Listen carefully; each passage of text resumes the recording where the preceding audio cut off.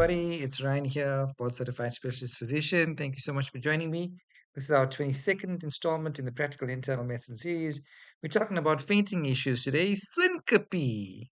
If you haven't yet subscribed to my channel, I hope you'll strongly consider that.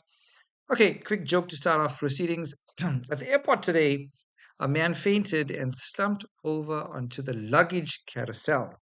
He slowly came around.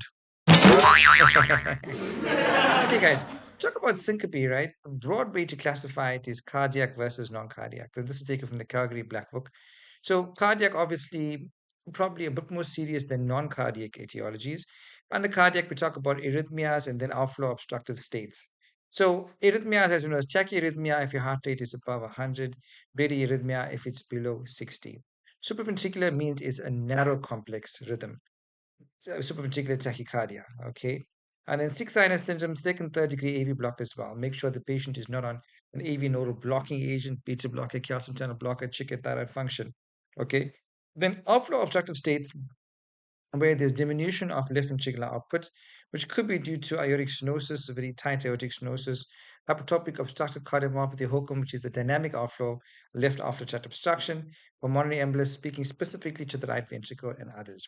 Versus non-cardiac etiologies, where you think is it orthostatic, which is a way of saying postural hypotension, right? Where there's a decrease in systolic pressure when standing compared to sitting by more than 20 mils mercury. Okay, and often that's due to dehydration, hypovolemia medications, especially diuretics, especially a thiazide diuretics. Okay, then vasovagal or autonomic issues can be central or peripheral. Central can be due to emotional. Some people can't stand the sight of blood. Some people, when they receive bad news, down they go. It could be peripheral or situational in the way of bladder emptying, so that's micturition syncope, pain, reduced effective arterial blood volume, carotid sinus syncope, when people often, both hands compressing the carotid vessels. Okay, at the same time, could be coughing, like tussive or defecation with this increase in intra-abdominal pressure.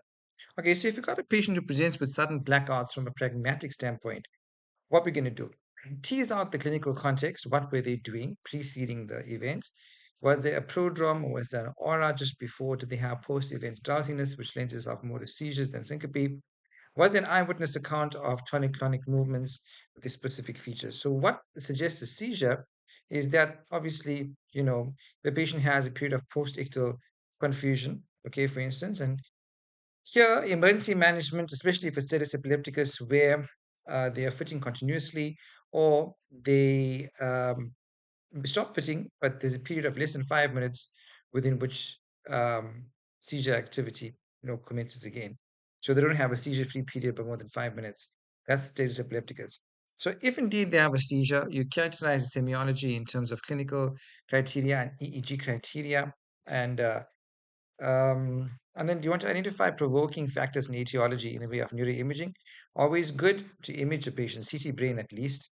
Blood test for metabolic causes, hypoglycemia, hypernatremia, hypercalcemia, hyperkalemia, although potassium disturbances mainly causes arrhythmias, right? And then consider lumbar puncture for CNS infection, other issues as well. And for the diagnosis, is it provoked seizure? Is it first unprovoked seizure? Or is it a tendency to repetitive seizures without a cause, which is epilepsy?